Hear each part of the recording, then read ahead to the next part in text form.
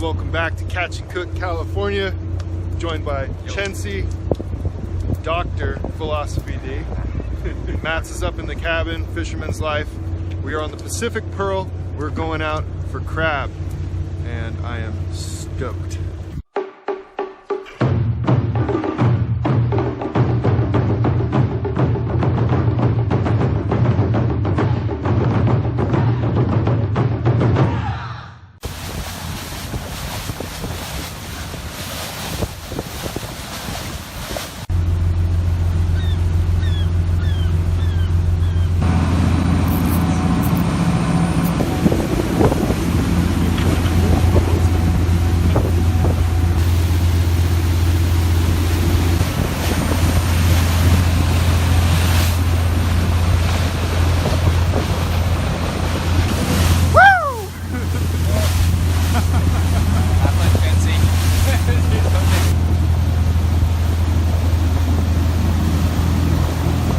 Working on getting my sea legs.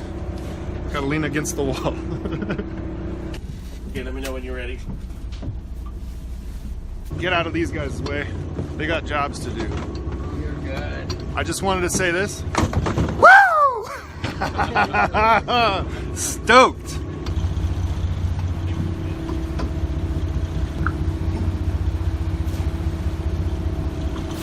So we dropped a bunch of pots. We got the volcanoes out there. We got those sort of flat hoop rings. I guess they're not pots. They're rings. It's heavy? It's heavy? Alright, better not be nothing in there, Chensi. Don't stand enough. Don't get Shorts. At least there's life in there. 21? Caesar.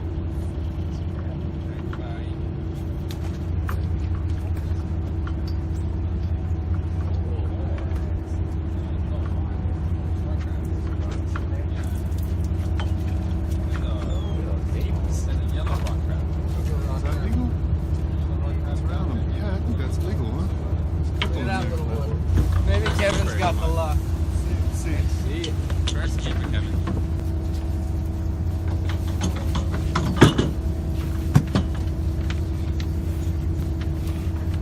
It's heavy, isn't it? Kevin's like, nah. Oh, there we go. Okay, that looks like we got. Nice. That would be close. That one might be close. Pretty done. Possible. Yeah, I think that's it. Oh no. Dude. Millimeter. Yeah. Alright, so Clay and Alex are using a winch to bring up the volcano traps, which are a little bit heavier than those kind of flat hoop rings. And they've been fishing really, really well. So check this out.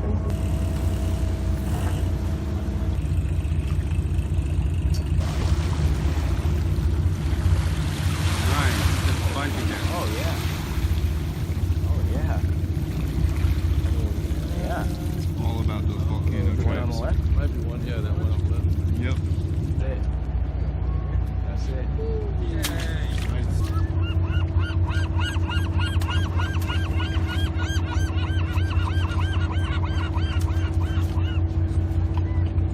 One with some big legs. Yeah, that's for sure. Whoa. Nice. Oh, chunky one. That's what I'm talking about. Boom. You know what looks way cooler than like an 80-year-old guy with skin cancer? A 38-year-old guy with a bunch of white sunscreen on. Wear your sunscreen. Crab snaring from a boat.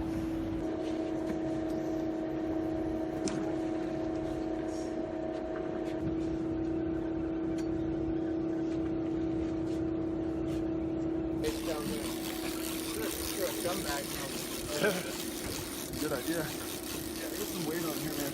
Let's go. Oh, you don't. no. It's like the littlest rock ever. I'm just getting tired. It's huge, guys.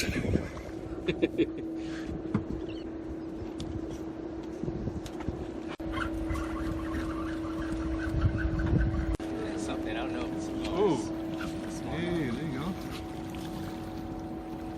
Small. This boat is called the Pacific Pearl. Absolutely awesome captain, great crew, totally cool people, super knowledgeable, and we have been cleaning up on crab. So, if you're bored of going to the store and buying crab, come on out. Nice, man. Number one, when their legs are orange like that, Yeah. you know, it's packed.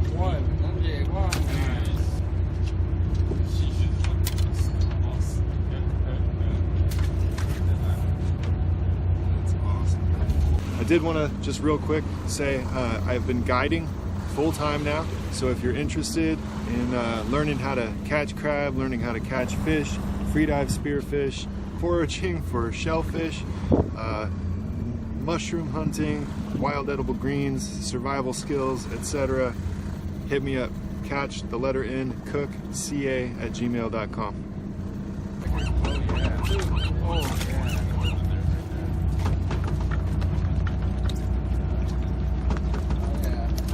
Nice, dude. All right, we're headed back in.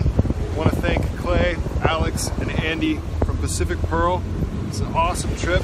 We got some good crab. We're going back. We're gonna do a little cooking. All right, so I'm starting here with a red rock crab. I just popped the top of the carapace against the edge of the picnic table, which removes it and kills it instantly. Break it into 2 pieces. Now I'm just picking apart the gills, getting those off there, and shaking it. You give it a little shake and gravity does all the work. All the guts fall out. Here I'm taking the other half, removing those gills. They're not really edible. I'm sure they wouldn't hurt you, but who wants to eat gills? Not me. Don't eat them on a fish, I don't eat them on a crab. I'm going to give it a shake, and boom. All the guts come right out. Learned that one from Ish with Fish. Here I'm doing a Dungeness. The first one I was doing was a red rock crab, and I'm doing half rock crab here and half Dungeness because we caught a couple of rock crabs, and I thought, you know, I really like the flavor and the texture on a red rock crab, and mixing them together, I thought, it's going to add some complexity. You can see the same thing. Shaking the crab, getting rid of all those guts, and then we're giving it a boil here. Old Bay, baby. Adding a little bit of that to the mixture that I already put together. It's got some egg, it's got a little bit of chopped red bell pepper, carrot, green onion, white onion, garlic, adding some panko crumbs, adding some Italian breadcrumbs, giving it a stir, thickening it on up, and then to this I'm going to add my crab. So I'm disarticulating the joints here and giving it a crack with the back end of my heavy-duty Buck Ranger pocket knife. That's one of the benefits of having a heavier knife. Pulling apart the propals and dactyls here on the claw of the crab, and I'm going to use actually the end of the Dungeness crab's leg to use to scrape out the meat. I did this on my first date with Diane, and she's been an avid seafood person her whole life, and apparently when she saw me do that, she was like, all right, I might be able to learn a thing or two from this country boy. Anyway, right here I'm pulling apart the knuckle meat. Chensi always says that the knuckle meat has a different texture and a different flavor, so he came over, he's like, yeah, I approve, knuckle meat. Now I'm getting into the dungy. You'll see I barely had to tap it with that knife and I cracked through. It's almost like eggshell compared to mussel shell, the comparison between the thickness of the Dungeness and the rock crab being much thicker. So I'm just using the same little tip of its leg to scoop out the meat there, and I really only used a few claws, a couple of the bigger legs, and that's plenty of crab meat for this dish. Everything else came home for later. So now clean your hands and then pat it into patties and then drop it into a mixture of olive oil and butter in the pan. I use a little bit of olive oil with the butter because it actually keeps the butter from burning. Instead it browns and gives it a nice nutty flavor. And then I'm just going to kind of cook them on one side till it's golden brown. I'll flip it over and I push it down just a little bit because I want it to be not too thick. You know, sometimes people make crab cakes, they're really thick and they feel undercooked in the middle, and I don't want that. I want this to be, you know, not dry. I want it to be juicy, but I don't want it to feel at all undercooked. So I stick with about a 1/4 inch thickness. Then I take it out of the oil, put it on paper towels so it can drain, and then I put it on a nice silver platter. It looks super classy, but don't worry folks, I'm not that classy. It was like $2 at a thrift store. Add a couple of lemon wedges to it. You got a good display there, and then just pair it with your favorite sauces. And that's it. So what's the crab cake?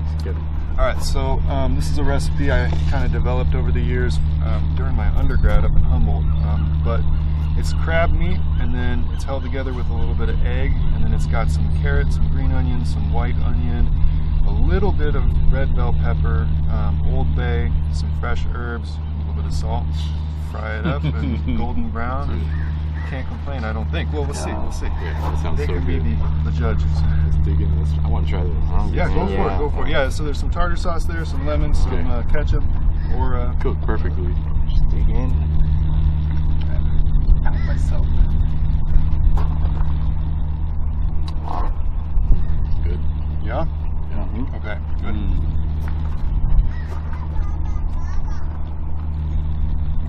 It holds together so nice too. That's really good.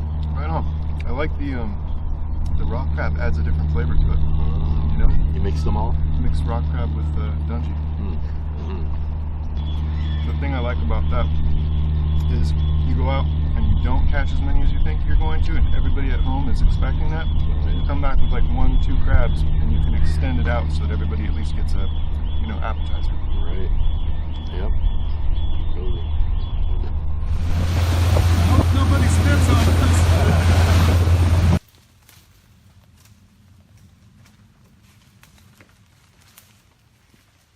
Come foraging with Dr. Kevin. $10 whoever puts on a nipple.